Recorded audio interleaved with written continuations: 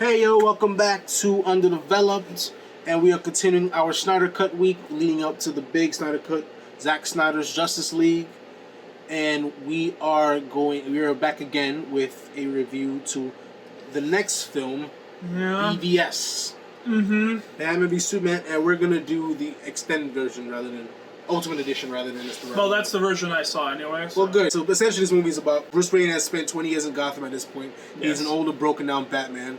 He exists in a world where the whole incident for Man is still happening. A lot of people died, and Batman is like, "Who's this dude? We don't trust him. This guy's dangerous. He can burn the whole place down on command." And Superman is hearing about this. Clark Kent, the reporter, is hearing about this guy in Gotham that's branding people and doing a whole bunch of crazy shit. So he wants to put a stop to them too. And then, so it leads to Superman and Batman having a little bit of a stalemate, a beef. And Batman accumulates the technology and discovers kryptonite and uses that to try to take him on. With Lex Luthor manipulating everything behind the scenes, he thinks Superman's a god. He's very philosophical. So he inherits his dad's company because his pops died, and he basically gets permission from the government to experiment in those Kryptonian sites where those ships landed. And then he ends up like manipulating a lot of people. He burns down the fucking Capitol to kind of paint Superman as the villain. He did a lot of shit to basically manipulates everybody against Superman on every front, kidnapping his mom, threatening his girl, turning Batman against him. So there's a bunch of whole manipulation. Just like it's so convoluted, it's crazy. This whole movie's convoluted. There's so much going on. To me, there's this one scene where Lex Luthor was coming to this guy who has both knees decapitated from the whole invasion. He worked for Wayne Tower, and he had a lot of hate and started against Superman, and that led to an alliance, which is a missed opportunity for Brian Corbin, which is Metallo. Because Lex Luthor made him a kryptonite-powered exoskeleton to take on, Superman, and that would have been a good setup. Boom. Yeah, it'd have been way better than we got. Yeah, they just blew their load up with Doomsday, which is ridiculous. Yeah. They blew load with Wonder Woman bringing out in full costume for no reason. Yeah, you really could just figure out the movie, nothing would change. Ben Affleck, I was hesitant going in, but he was by far the best aspect of that movie. I thought he made an actually pretty dope Batman from his size to his... Yeah, he's not... I don't think he's a bad Batman, but he definitely has some of the worst Batman dialogue out there. I guess, what dialogue you referring to? Do you bleed? I mean, did he say that in the comics? If he did, I'm pretty sure. Do you believe it's a famous line? If he actually did say that in the comics, I don't care. That's still stupid ass line. It's not a stupid line. Do you bleed? It's so edgy. Stop being such a bitchy ass, brooding edgelord and actually do shit. So my problem with the movie is just that it's stuff. They try to cram in.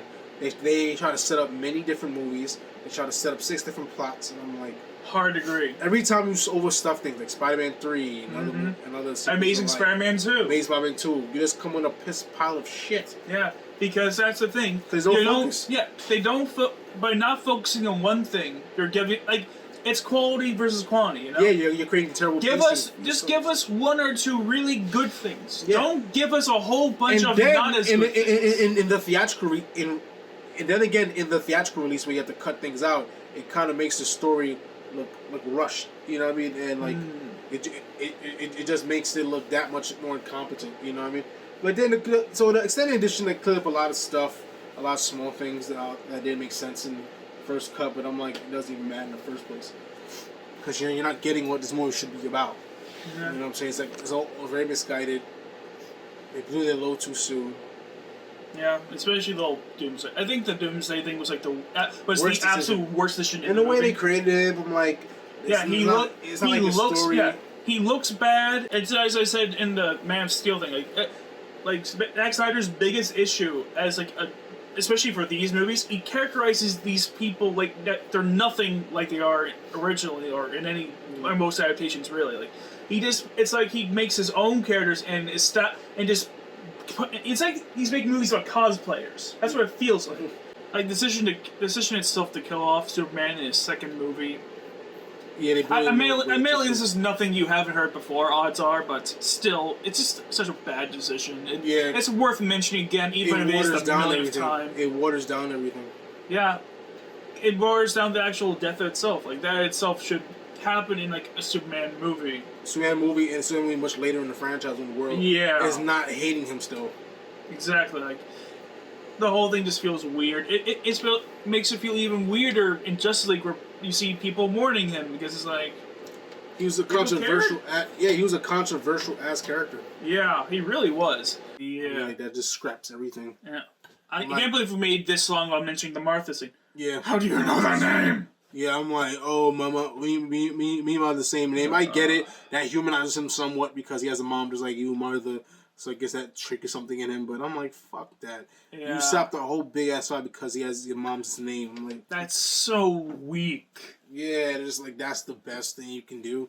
Really not buying it. Yeah, like, it really makes it seem like Batman just doesn't give a shit about his conviction. Like, he has no real like, he doesn't have a solid stance. And that's weird, because that's what he's mainly known for, having strong principles. Yeah, like, this guy's killing people off. Yeah, because, like, imagine branding people. Mm-hmm. Like, imagine you were in a fight with Hitler. Would you not continue fighting Hitler if you found out Hitler's mom had the same name as your mom?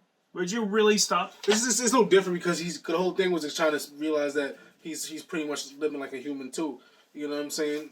Yeah, but keep in mind, with the very strong 9/11 imagery, he's basically seeing this guy as a superpower terrorist. Yeah, pretty much. So it's really not that different, because he firmly believes this man to be a mass killer. Yeah, he shouldn't give a shit. And also, what they did with Jimmy Olsen was a stupid enemy in it, and him as a spy. I'm like, yeah, whatever, man. Oh, I forgot about that. That was so weird. I'm like, whatever, man. I'm like, I mean, like, what's the point of having him? Then? He immediately killed him off. Yeah, like, what's the point of having him then if that's it could have been. If you're just gonna do that, anybody. If you're just gonna do that, you know what I'm saying? Oh my god! Imagine they gave Lois Lane that treatment. That would have been a riot.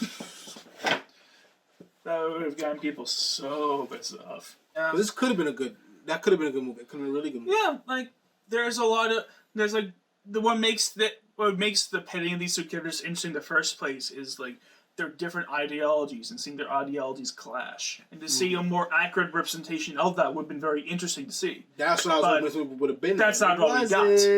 No. It was Spider-Man 3. It was Amazing Spider-Man 2, and it suffered badly. To be honest, I think Spider-Man 3 is better than this. Yeah, it is. It is. It really is. It's the X3. Like, this is 3 of everything. But we're saying that is my review for this movie, so I'll give this like about 2.5 out of 4. Oh wow, I would just get a flat 2.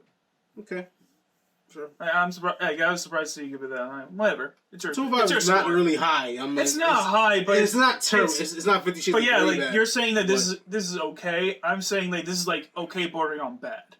Okay. That's basically where we're That's at. fair. That's fair. That is our review. If you like this, give us a thumbs up, comment, whatever. Yeah. And stay tuned for more content before subscribe and hit the subscribe and hit the notification bell so you see it as soon as it comes out. Because this weekend is a big weekend. We're going to be covering Snyder Cut, so a lot of things going a lot of things going right. You know, this is pretty massive. You know what I'm saying? A lot to do, a lot to watch. Regardless of how Snyder Cut comes out, whether it be really good, really bad, or really in between, it's a big deal. For years. It was highly anticipated. Yeah, so. It's been highly anticipated for years, and people will be remembering it for years regardless of how it comes out, whether it lives up to the hype or not. But I think it will.